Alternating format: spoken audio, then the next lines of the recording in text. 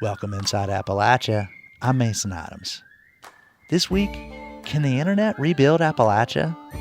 We asked tech writer Cory Doctorow. I'm not saying learn to code is a thing that we should tell minors, but I am saying that if you don't know how to adapt the technology that is acting on you, that it will only act on you and that you'll never be able to act on it. Also, fish fries have been a staple in Charleston, West Virginia's Black community for generations. Everybody's welcome. Just don't ask for the recipe. I can't really divulge those secrets because then, had to take you hostage. And hop on board the Cass Scenic Railroad for a visit with the people who keep the steam trains running.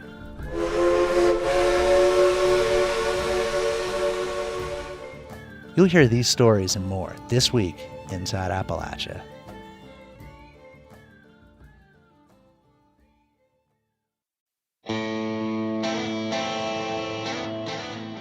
Welcome inside Appalachia. I'm Mason Adams. One of Appalachia's most pressing problems is the flow of talented young people out of the region. And whenever folks start talking about how to attract and retain young people, technology is almost always one of the ingredients, often in the form of widespread access to high-speed internet. But the internet has its own set of problems. Cory Doctorow is one of the world's most prominent thinkers about the internet and how it's changing our lives. Doctorow's science fiction novels touch on social media culture and the ubiquity of surveillance. He's also a digital human rights activist who sees technology as a net good if people are given better control of it. Producer Bill Lynch spoke to Doctorow about what that means for Appalachia. I guess the first question is, how do you see yourself? Do you see yourself strictly as a fiction writer, or are you a lot more than that?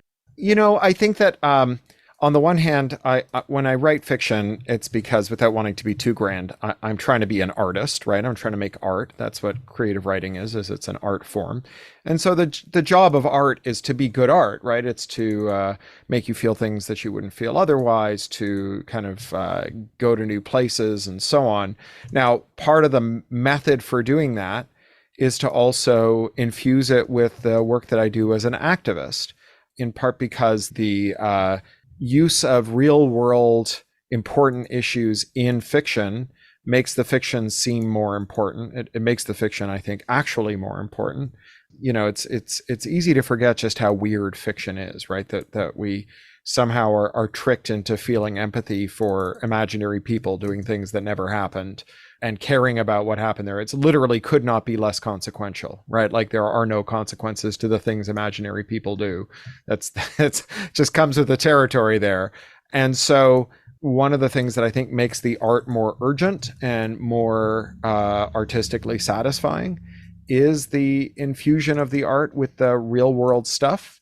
And at the same time, so much of the stuff that I work on is so abstract, right? And so difficult to wrap your head around that one of the things that fiction can do is make it more immediate. And so as an activist, I'm always looking for ways to make things that are important but are a long way off or are too complicated to readily grasp into things that feel very immediate and pressing. And certainly that's something that happens a lot in my fiction. Talk a little about your activism. Well, I grew up in progressive causes, and I remain dedicated to the normal suite of progressive causes, working on environmental justice and questions of inequality, racial justice, gender, and other questions that are sort of in that line. But the area by which I approach this, or the lens through which I see it, is digital human rights. And that's the area where I've been involved for more than 20 years as a special advisor to the Electronic Frontier Foundation. And I really firmly believe that it's very urgent that we make sure that the human rights that we enjoyed in the offline world follow us into the online world, because I don't think that there is any way to speak of the online world without speaking of the offline world, that they've become the same thing. What's one thing you'd like just the average person to understand about technology? I guess that's a good question. I guess it's that the collapse of the internet that we have today, from the wild and woolly internet where disintermediation seemed everywhere, people were able to have lots of technological self-determination, And the descent into the internet we have today, which Tom Eastman calls 5 giant websites filled with screenshots of text from the other 4, was not driven by any kind of technological inevitability, right? It wasn't like it had to be this way. Specific choices, policy choices made by specific named individuals whose like home addresses are not hard to find, and who live conveniently close to a supply of pitchforks and torches, that those specific policy choices were made and they gave us the internet we have now. And it needn't be this way forever, that we can have a better internet, that it's a matter not of the great forces of history, but of human agency. Places like Appalachia, particularly West Virginia, have seen a decline in population as people, mostly young people, have left.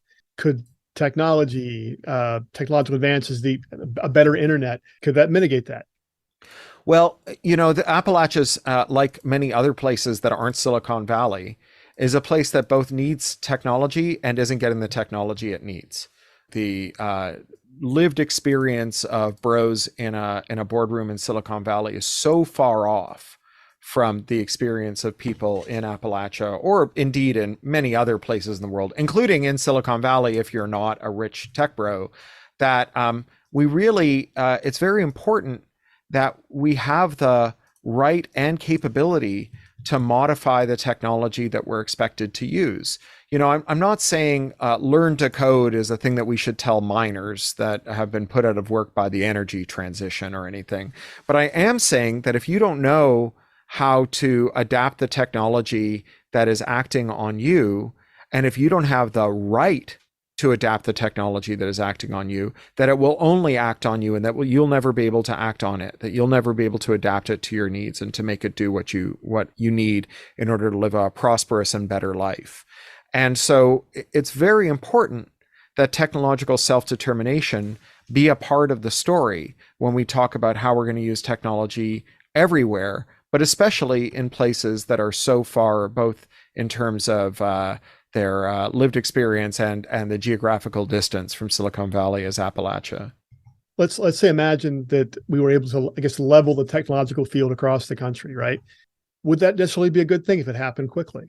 Are there dangers to adding technology into rural places? Well, I'm not talking about making making every ex-coal town into a hive of startups.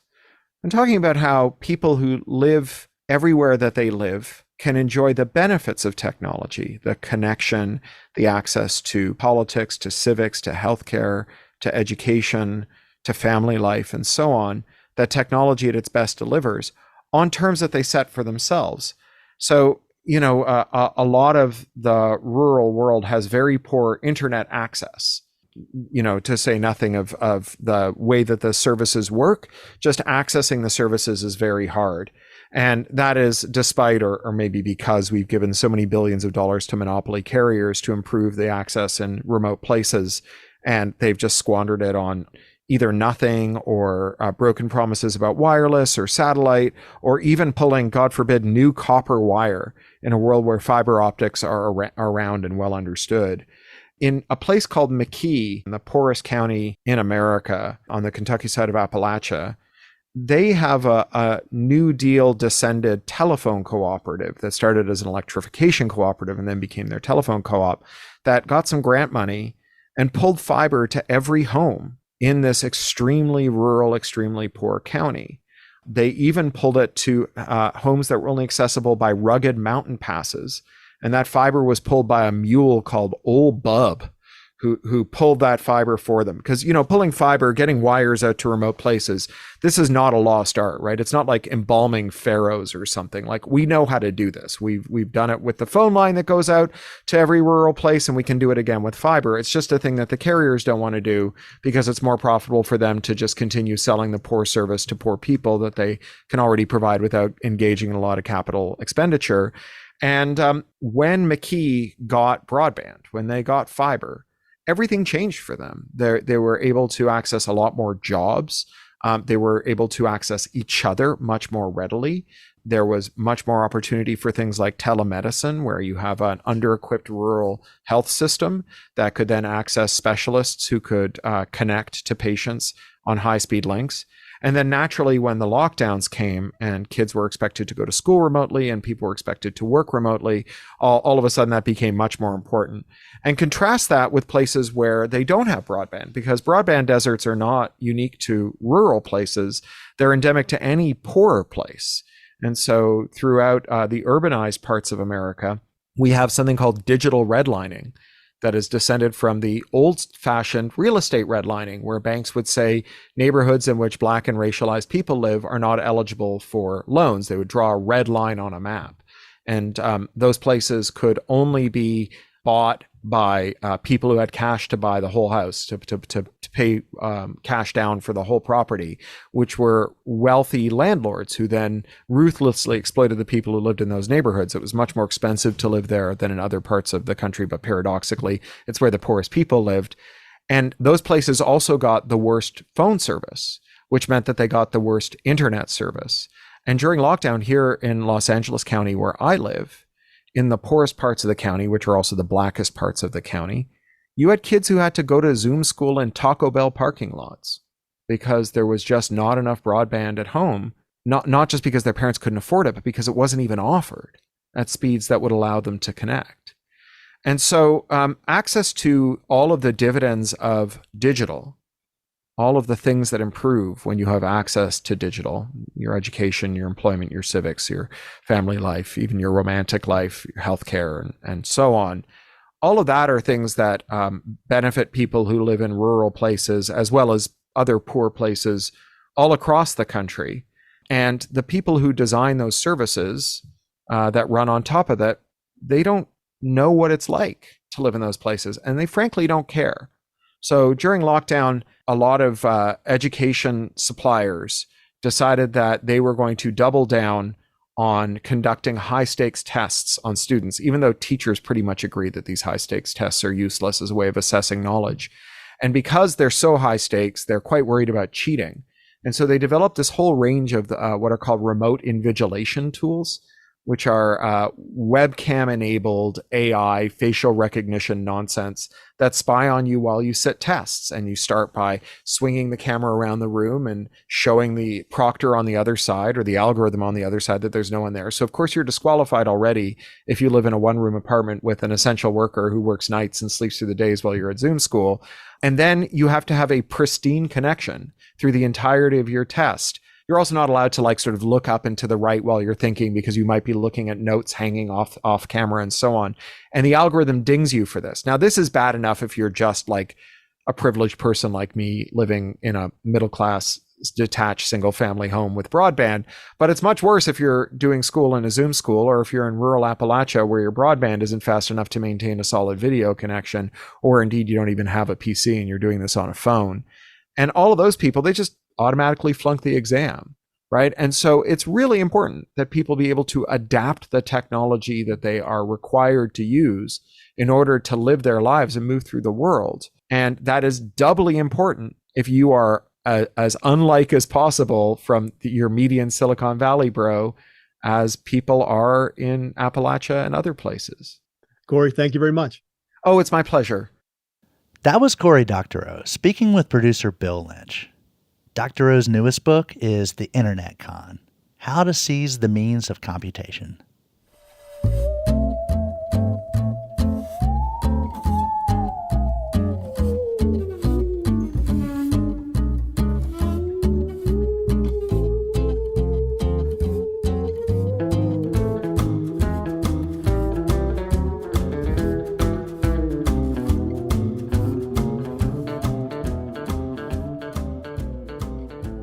Signs for fish fries are pretty common in Charleston, West Virginia, especially in the city's Black community, where they've become a tradition for generations.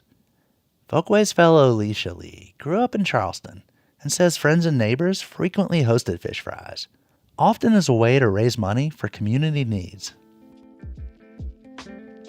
Some people would have them for rent parties, have a fish fry, they were short on their rent, or if there was a trip that somebody needed to go on and they didn't have all the funds, they would whip up some fish, sell it outside. It was nothing to go to someone's house to purchase food for whatever reason they needed it for.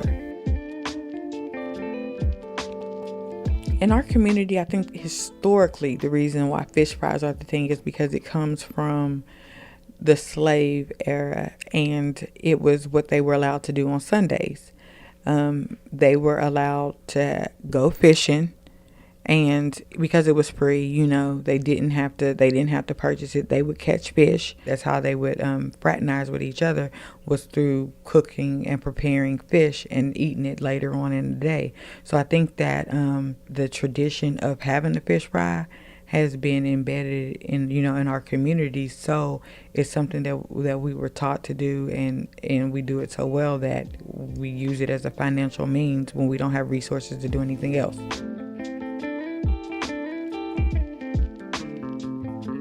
I've had a couple of fish fries, and I use, a mixture of my grandmother's recipes and my friends' recipes to make the fish. I don't think I was taught step by step.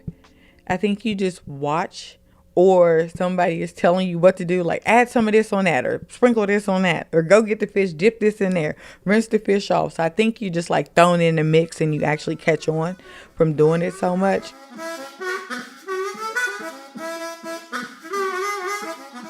People use different fish for their fish fries, and a lot of times people use whitings. You usually get the fish, you let it thaw out, and you season it. That's the main part. The main part is how you season your fish. I know we use cornmeal, and then we use seasoning salt, and you got to get the grease just right. So it has to be like sizzling and popping, and then you dip the fish and you fry it, and you can't make it too hard. Some people serve it on like croissant bread, and some people serve it on regular white bread. You add hot sauce, tartar sauce, and then it's good to go. Texas Pete is the community favorite hot sauce, but sometimes you go to a fish fry and you get the off-brand kind. So I think it's whatever is there. It just makes it work. But I've seen some people reach in their purse and pull out some hot sauce. I think that was in one of Beyonce's songs where she said she had some hot sauce in her bag. The sides are very important at a fish fry. Some people like coleslaw, but usually you get the same like type of soul food sides that you would have at like maybe like a Christmas or Thanksgiving dinner. Macaroni and cheese, that's important. Macaroni and cheese, and you can get greens, and then sometimes people have fish fries with French fries. So I think that's like a very, very popular choice, is fish and fries.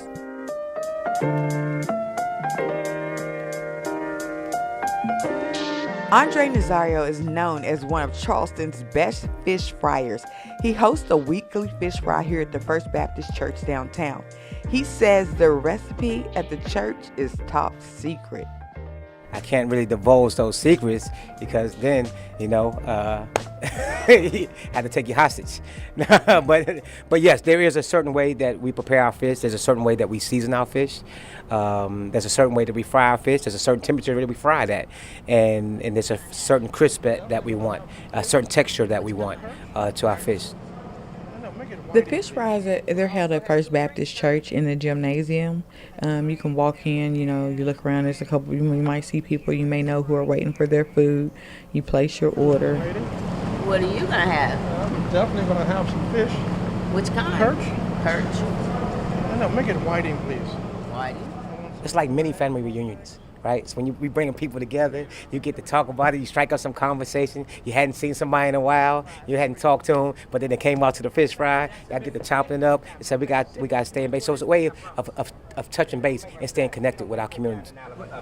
I put your extra piece on there too, it's your first time.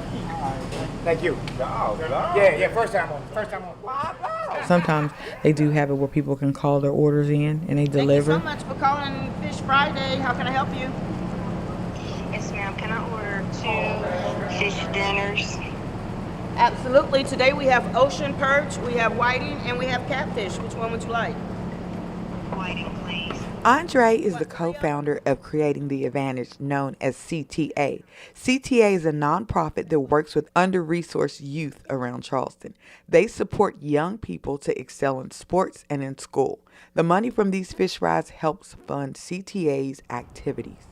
We set a price for our fish fry, but most of the time people give a little bit more, right? Because when you offer food, that entices them or encourages them to give a little bit more. One of the main components of CTA is their basketball program. They train participants in the physical aspect of the sport, and they teach them to cope with the mental challenge of the game. The fish fries play a key role in supporting this program. With the fish fries that we do, the proceeds go directly to the kids, right? Everything that we go, it helps fund training, it helps fund trips, it helps pay for uniforms, it helps pay for hotels for the kids, it helps feed our kids.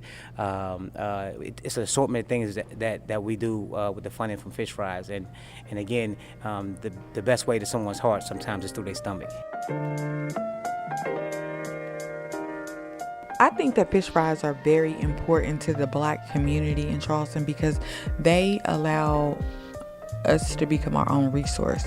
So I think that fish fries are a source of mutual aid when the funds are limited. It allows the community to come together to support and, just to show that what you're doing is important to them.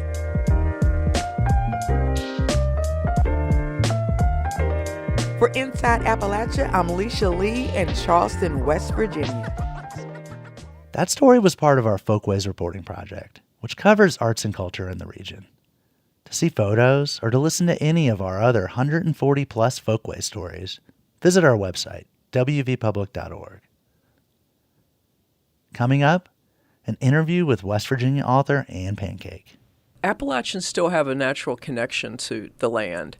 And we are told and we recognize how beautiful the place is here, but we also have grown up in a culture that has told us at the same time, yeah, it's beautiful, but we have to sacrifice that in order for people to make a living. You're Inside Appalachia. I'm Mason Adams.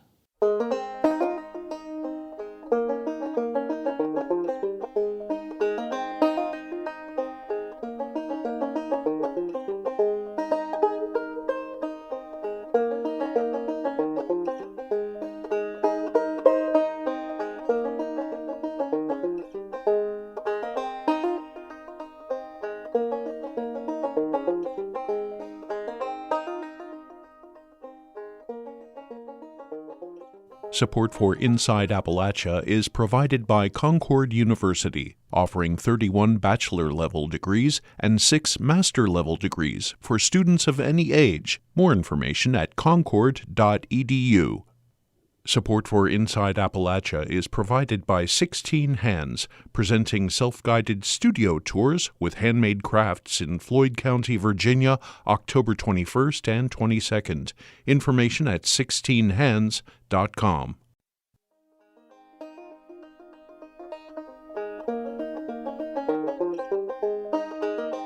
West Virginia author Anne Pancake is best known for her acclaimed 2007 novel Strange as This Weather Has Been. It follows a southern West Virginia family affected by mountaintop removal. Now, Pancake is the Appalachian Heritage Writer-in-Residence at Shepherd University. WVPB's Liz McCormick recently sat down with her to talk about what inspires her writing. First, we'll hear Pancake read a passage from Strange as This Weather Has Been. After we came back to West Virginia from North Carolina 2 years ago, it was all different. It was different. But I still spent a lot of time up here. I didn't hunt stuff much anymore. Some of it was gone, and even the plants that were left the dealers wouldn't buy like they used to. So I mostly just sat in my places. Those places where, if you sat quiet, the space dropped away between you and the land. Some of them were places I discovered on my own, but others were ones where me and Grandma used to stop. She'd make me sit quiet. I learned that young too, and when it was time to go, she'd say, "Now this is just between you and me, Bant. You and me's special place." like the heart of the rhododendron thicket, the limbs bendy and matty and strong. It was like being inside some kind of body there. It felt animal live. The rock overhangs in the winter, how icicles would make off them great scary masses, the rocks making faces, angry and beautiful. I feel closest in spring, before the leaves came all the way out, when the mountains show their hope with little color patches. Redbud and dogwood, dogwood and redbud, the roll of the words in your mouth. And if you look real close, how all the leaves are tightly curled, bulging just a little beyond bud. Leaf weight, I'd call it. And inside them, right before they bust out, you see what looks like a feather. And that was beautiful. I had asked you to pick a passage that really resonated with you about what it means to be Appalachian, or what Appalachian means to you. Can you elaborate a little bit more about why it was that passage you chose? I think I chose that passage because it's very complicated to be Appalachian, and there are many hard parts about being Appalachian. There are difficult parts and sad parts, but there are also glorious parts. And I think that I wanted to read a passage today that really opened us up into the light of Appalachia, which for me, in addition to the people, is the land here. Right. And I understand environmental issues, those topics really resonate with you in your writing and have inspired a lot of your writing. Why are those issues something that compelled you to want to become a writer and write this novel? I think that one reason that West Virginia literature and Appalachian literature can be so powerful is because of the very fraught relationship we have with the land here, because Appalachians still have a natural connection to the land, and we are told and we recognize how beautiful the place is here, but we also have grown up in a culture that has told us at the same time, yeah, it's beautiful, but we have to sacrifice that in order for people to make a living. So I think that means that Appalachians often have a pretty strong love-hate relationship with the place and a joy and grief relationship, so it's paradoxical. So you wrote this novel in 2007, and we're in a different political climate right now in 2023. At the time you wrote the novel versus to now, has anything changed, improved, gotten worse in your own observations and opinions?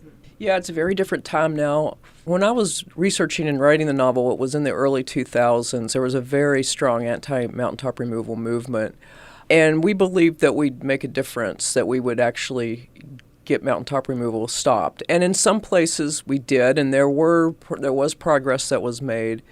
And there's a poem by Mark Harshman, which I adore, called What I've Seen. And in one stanza, he names several of those activists, like Judy Bonds, like Larry Gibson.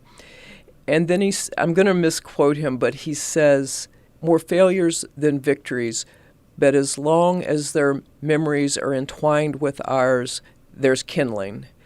So at this point in West Virginia history and in the situation in the nation, which has gotten so much more divided and more violent and more authoritarian since I was writing this book, where I got to go now with my writing is into a place where I and others can start imagining and putting into action a different vision for how we relate to the natural world. Can you talk a little bit more about how you see the weight of your name and your work bringing that vision to a reality? I don't have a solution for the economics and politics in West Virginia. What I want to explore in the next book is in three parts. And the first part is what happens to people's minds and their hearts and their souls when they go through the destruction of their home, the natural world around them. And I'm drawing partly on the work of philosopher Glenn Albrecht. He's an Australian ecopsychologist who coined the term solastalgia, which he developed after doing research on people around open pit mines in Australia, and on solastalgia's experience of watching your home place be destroyed, watching what your own place being destroyed, and what that does to you psychologically. And there has been research by Michael Hendricks in southern West Virginia about the mental health of those people who've had to live around those mines. So proceeding from that, in this book that I'm working on now, I want to talk about how mental health, mental illness, and addiction may be related to a lot of the devastation that we've had here. And then importantly, towards the end of the book, how do we transcend that? How do we live with that?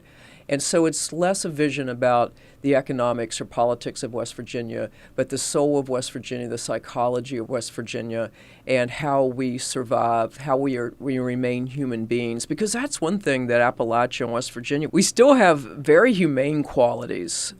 I've lived a lot of places, and this, for me, of course, it's my home, but is one of the places where there's still so much humanity. That was West Virginia author Anne Pancake, speaking with Liz McCormick. To hear a longer version, visit our website, wvpublic.org. Invasive insects are killing trees and plants and spreading across the U.S. Adelgids are attacking hemlock trees. Spotted lanternfly are going after grapes, and emerald ash borers are killing ash trees. Now, scientists are combating the spread of harmful insects with a new method: other insects. To learn more, Roxy Todd visited Grayson Highlands State Park in Virginia. It's home to some of the state's most rare and unique forest ecosystems.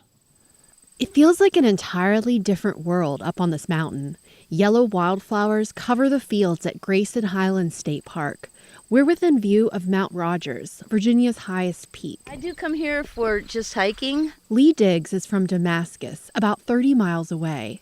This is her favorite state park in Virginia. There's some really pretty places, and they're all different, so that's part of what draws me here. Not just the ponies, they're kind of cool too, but... Yes, she said ponies, as in wild ponies.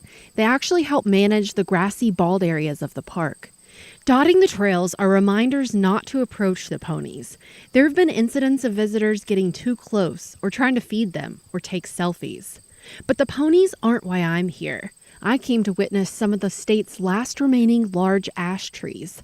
Park staff are trying to preserve them from an invasive insect from Asia called the emerald ash borer. Should we go into the woods? Yeah, let's go down in the woods. Jordan Blevins works for Virginia State Parks, and his job is to protect native trees and plants. He says this forest has some of the last remaining healthy white ash trees he's seen. Last year, they all looked healthy. This year is the first year that I've seen a pretty large decline in the white ash population. Plants like goldenrod, aster, and elderberry bushes dot the edge of the trail. 60 years ago, this land was all private farmland. Today, this forest has grown up with trees, but nearly all the ash trees are sick or have already died. So you see right here's a white ash tree right here, and you can see it's already dead. Emerald ash borers were first identified in the United States in 2002. Little green emerald-colored insect that lays its eggs on the outside of ash bark. When the eggs hatch, the larvae bore through the bark and start eating the tree's nutrients from the inside.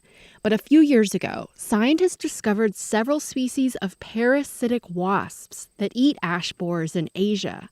After they made sure they wouldn't do harm to native insects, they released them in this forest and throughout several other sites in Virginia. The wasps help reduce the number of trees that die. And the wasps don't look like an actual wasp. They look like almost like a mosquito. They're really small, really cool looking. In the last few years, scientists have released 8 million parasitic wasps that eat ash borers, according to the United States Department of Agriculture.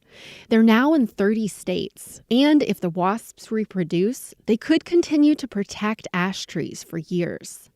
But the wasps alone won't kill off ash borers. Likely nothing can stop their spread at this point. Insecticide has also kept some trees alive.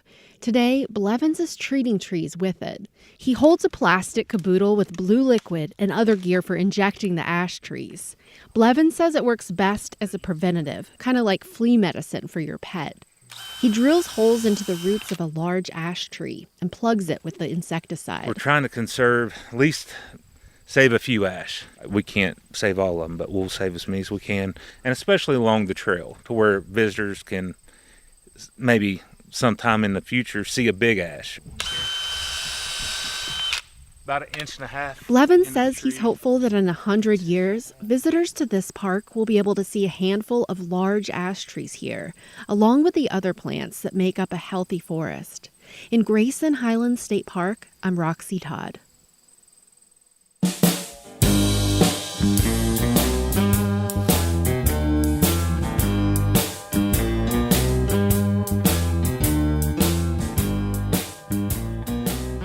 The change of seasons brings the return of dam releases on West Virginia's Gauley River, which means it's high time for whitewater rafting and kayaking. The river's enjoyed year-round, but a lot of people say the best time to hit the water is from mid-September until late October. WVPB's Brianna Heaney is a former river guide. She has this story about Gauley season. As summer winds down, tens of thousands of whitewater rafters and kayakers from all over the country begin their migration to West Virginia. They are here for the Gauley River, which normally only has navigable flows during the fall. Those flows are part of a planned effort of dam releases in the fall to draw down Summersville Lake and support whitewater rafting and kayaking. Companies offer guided trips down the river for customers without expert whitewater skills. But most of the boats on the river are private boaters or individuals who own their own equipment and have the professional knowledge and abilities to navigate the river. The National Park Service says this year they have seen more private boaters than ever. Matt McQueen is a park ranger and kayaker. The Gauley runs 2 to 4 days a week during its 6-week season, and on those days, he is on the river with other rangers. He says during Gauley season, the brown, green, and orange hues of the landscape are interrupted with the bright colors of the boats and rafters headed downstream from where the river begins at Summersville Dam. A lot of different colors, a lot of plastic on the water, a lot of smiling faces, a lot of glitter, a lot of lipstick. There's definitely a whole culture involved in the whitewater industry that is kind of unique for sure. And those colorful, glittery private boaters gather on this river from all over the country. I had never spoken about West Virginia in my life until the Gauley was brought up. That's Melissa Clivio Winthrop. She started guiding this summer in her home state of Montana. A lot of our senior guides had spoken a big game about the Gauley. I had heard this name kind of floating around the parking lot since I had gotten there.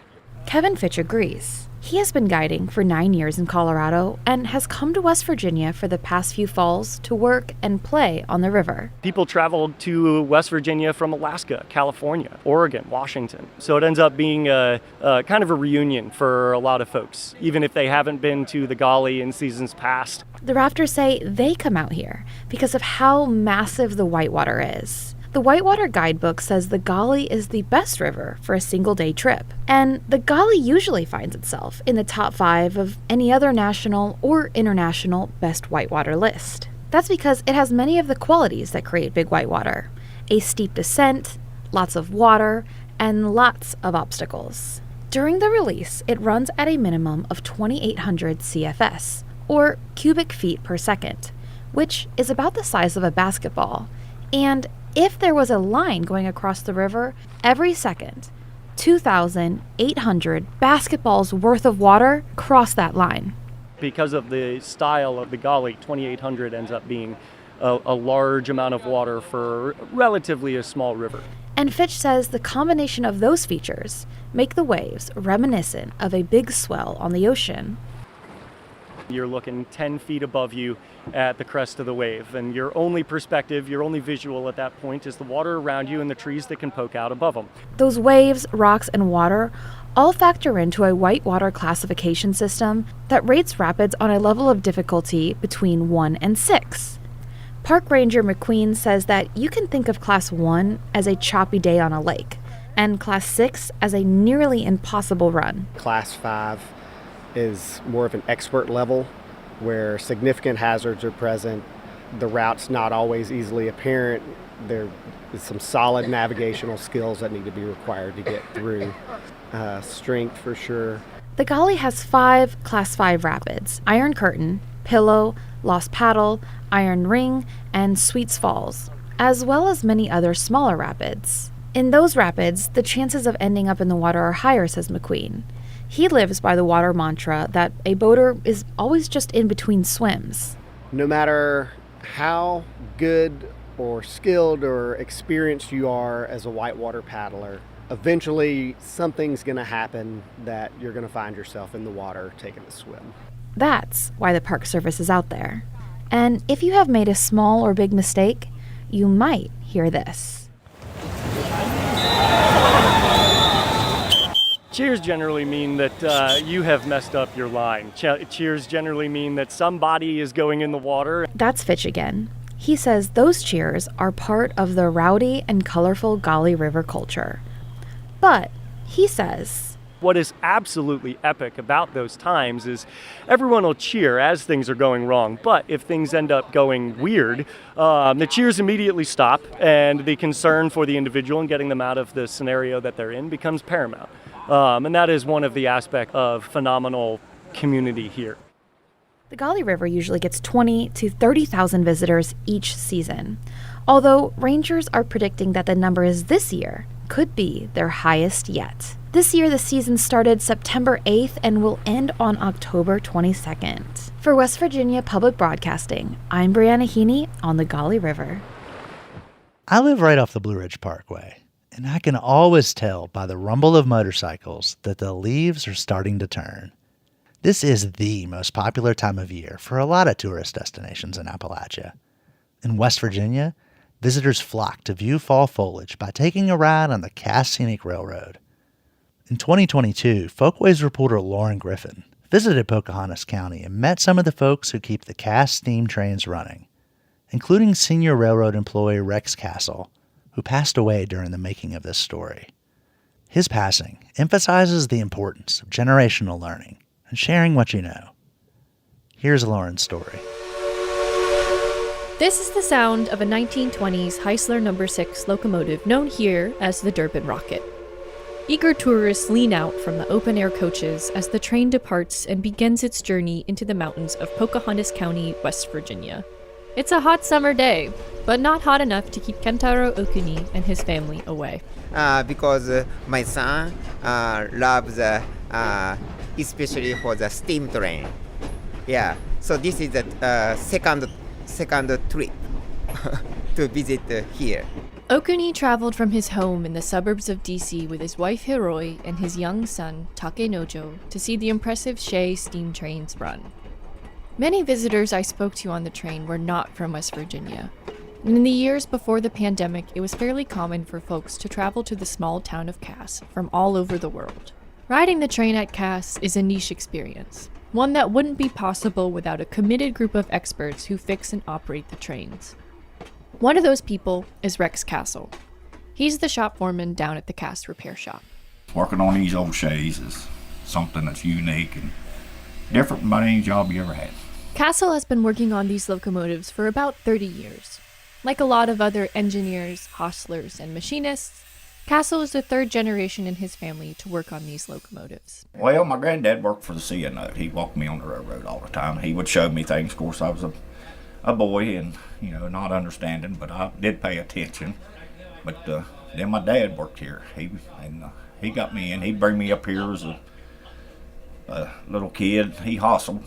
I would lay in the floor of the locomotive, and he would cover me up with an old greasy rag that was in there. And I'll never forget, I'd wake up and he'd be shoveling coal over top of me into the fire box, and then I'd go right back to sleep. But yeah, I've been around them all my biggest part of my life. The other guys in the crew refer to Castle as a wealth of knowledge due to his experience in the field. He's also approaching retirement. Yeah, as of the crew we have right now, I'm probably the oldest that's left here. The old timer, as they would call.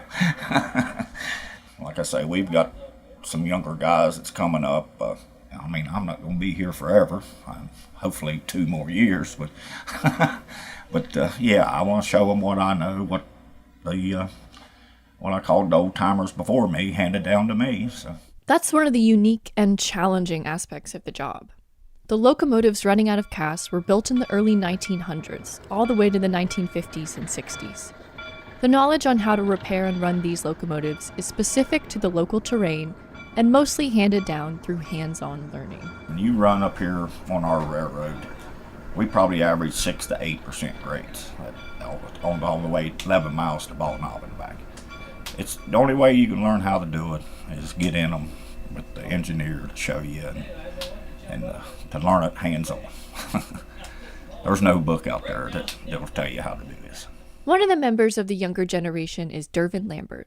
Like Castle, Lambert grew up around these trains. His grandfather also worked at the Cass repair shop as a machinist. I started when I was 15 years old in the shop, and I'm 33 now. And I left for a couple years, but I always seem to come back. I want to live here. This is where I choose to live, so this is the job that I enjoy doing for the area. So I'm hands-on, and I don't mind getting dirty and, hot. It's aggravating sometimes, but at the end of the day, it's a good job. So the job is not just running tourist trains. It's also running freight. The freight trains haul a variety of goods with modern locomotives. But it's the antique steam trains that require more effort. And the job is not for everyone, even people who thought they wanted to work on trains. Rex Castle has seen his fair share of people come and go. They didn't like the dirt, the soot, the smoke, the oil. Your clothes is going to stay stained. You go out here, you're black most days. It's a dirty job. It's not a job for somebody who wants to stay clean. And they're hot. They are terrible hot. The hot sunny season, like today where it's probably 80 out there, these locomotives probably averaging anywhere between 130, 150 degrees. It's hot enough on the engineer sitting there. You can't get out of it. And the fireman, he's shoveling 4 ton of coal, so in that heat. So, yeah, it's a hard job. It's important for the railroad company to find committed folks who can handle the dirty, hot work. But the population here is shrinking, and the field is primarily dominated by workers who are men. So the railroad has expanded their employee search pool beyond the region. One person who doesn't mind the rough conditions is Matthew Hooser. He's one of the newest recruits, along with his friend Brown Culp. Well, long story short, both of us volunteered at the North Carolina Transportation Museum in Spencer, North Carolina. That's how we both kind of got started into this career, I guess you could say. And one year we decided to kind of make a father-son trip. His dad and my dad, we paired together, came up and rode Cass a couple years ago. We really enjoyed it. Ever since then, I guess you could say we kind of fantasized on, it'd be great to kind of work up there. It seems like, all the steam engines and everything like that, take our passion and take it to another level. Hooser is the engineer for the morning ride on the Durbin Rocket. As an engineer, Hooser is responsible for running the engine, keeping it lubricated, watching the track for obstacles, coordinating with the train conductor, and helping the trip run as smoothly as possible. His friend Culp is a fireman, which means he fuels and maintains the fire in the locomotive during trips. People like Hooser and Culp are important for the future of the trains in Cass. Hopefully, the younger generation we've got coming up here will keep them going for generations to come. If we can still afford to run them. It's getting to where it's starting to really be hard. With industry costs rising, Cass employees worry that increasing ticket prices in response might push tourists away. John Smith is the CEO and founder of the Durbin and Greenbrier Valley Railroad. He controls the finances. Our ticket price is still probably on the lower end of some of the other railroads around the country. But we're not in the middle of a metropolitan area or near one even. So everybody comes here has to drive here to get here. So it's kind of an expensive thing to do, more than just drive 20 miles to go to a zoo or something. The biggest question mark is, are we going to have the base of customers that we had before? But there's an element to Cass that keeps drawing folks back, whether to work or to visit. Just riding a train, I don't know what it is, especially if you're in like one of those air-conditioned cars whipping down the tracks over on the Central. It's pretty cool. Even the ride here, with all the noise and everything else, it's like almost musical. It has that kind of effect on you. So when you hear a steam whistle a mile away, there's no one wouldn't say that's one of the coolest things I ever heard. Which is why, for now, the trains are still running and drawing people to Cass, West Virginia. With Inside Appalachia, I'm Lauren Griffin. To see photos of the antique trains at Cass and the crew who keep them running, visit our website, wvpublic.org. And thanks to Walter Scriptunas for help with that story.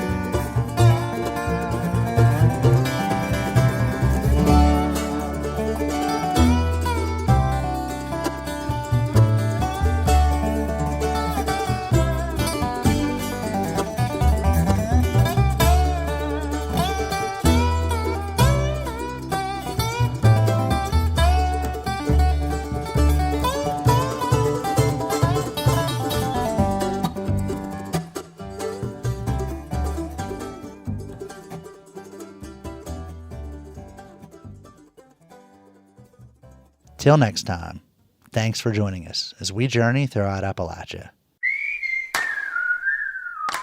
Our theme music is by Matt Jackford.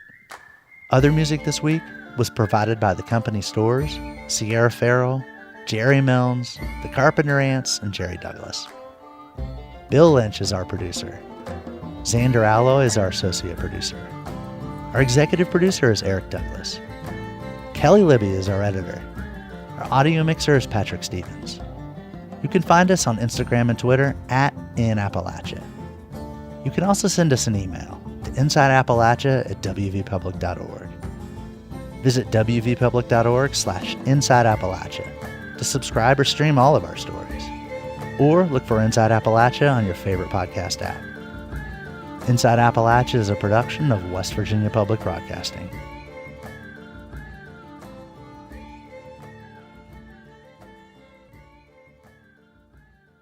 Support for Inside Appalachia is provided by Concord University, focusing on students' futures. Classes available at concord.edu/apply.